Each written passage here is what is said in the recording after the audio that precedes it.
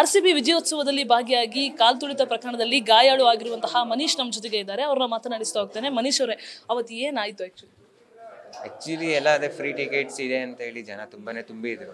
ನಮಗೆ ಒಳಗಡೆ ಹೋಗೋಕ್ಕೆ ಚಾನ್ಸ್ ಸಿಕ್ತಿರನ್ನ ಒಳಗಡೆ ಹೋಗಿ ಎಲ್ಲ ಫಂಕ್ಷನಲ್ಲಿ ಮುಗಿಸ್ಕೊಂಡು ನಾನು ಮನೆಗೆ ಬರುವಾಗ ಎಲ್ಲ ರೋಡ್ ಕ್ಲಿಯರ್ ಮಾಡೋಕ್ಕೆ ಪೊಲೀಸರು ಮುಂದಾಗಿ ಬಂದರು.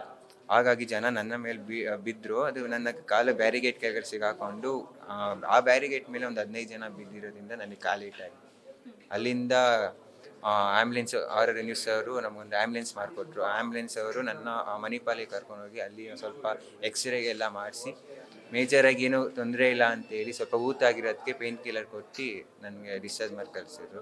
ಈಗ ವಿಚಾರಣೆಯಲ್ಲಿ ಏನು ಹೇಳಿದ್ರು, ನೀವೇನು ಸ್ಟೇಟ್ಮೆಂಟ್ ದಾಖಲು ಮಾಡಿ? ಅದೇ ಸೇಮ್ ಸ್ಟೇಟ್ಮೆಂಟ್. ಏನಂದರೆ ಇವಾಗ ನಿಮ್ಮ ಹತ್ರ ಏನು ಹೇಳ್ತೀರಿ, ನನಗೆ ಏನೇನಾಯಿತು, ಎಷ್ಟು ಗಂಟೆಗೆ ಬಂದ್ರಿ, ಏನೇನಾಯಿತು ಅಂತ ಕೇಳಿದ್ರು. ಅದೇನೇ ನಾನು ಇವಾಗ ಏನು ಹೇಳಿದ್ನೋ ಅದನ್ನೇ ರೀತಿ ಅಲ್ಲಿ ಹೇಳಿ ಬಂದಿದ್ದೆ.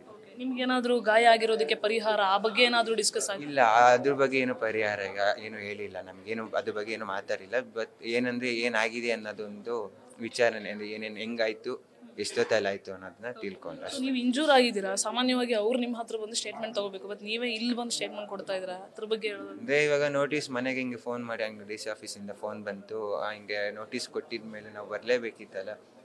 ಬರಲಿಲ್ಲ ಅಂದ್ರೆ ಏನಾದರೂ ನಮಗೆ ಮುಂದಕ್ಕೆ ಏನಾದರೂ ತೊಂದರೆ ಆಗಬಹುದು ಅನ್ನೋ ಇದರಲ್ಲಿ ನಾವು ಬಂದು ಇವಾಗ ಒಂದು ಸ್ಟೇಟ್ಮೆಂಟ್ ಕೊಟ್ಟಿದ್ವಿ. ಸೊ ಇದಿಷ್ಟು ಗಾಯಾಳು ಮನೀಶ್ ಹೇಳ್ತಾ ಇರುವಂತಹ ಮಾತು. ಅಂದರೆ ಇಂಜುರಿ ಆಗಿದೆ, ಸಮಸ್ಯೆ ಆಗಿದೆ, ಬಟ್ ಇದ್ರ ಬಗ್ಗೆ ನಾವು ಏನು ಹೇಳಬೇಕು ಅದನ್ನು ಹೇಳಿದ್ದೀವಿ, ಸಂಬಂಧಪಟ್ಟ ಹಾಗೆ ಪರಿಶೀಲನೆ ಮಾಡುವಂತಹ ಭರವಸೆಯನ್ನು ಕೊಟ್ಟಿದ್ದಾರೆ ಅನ್ನುವಂತಹ ಮಾತನ್ನು ಮನೀಶ್ ಹೇಳ್ತಾ ಇರುವಂಥದ್ದು. ಕ್ಯಾಮರಾಮನ್ ಮಧು ಜೊತೆ Pragati Shetty, news first, Bengaluru. News first, ನಿರ್ಭೀತಿಯಿಂದ ನಿಮ್ಮ ಪರವಾಗಿ.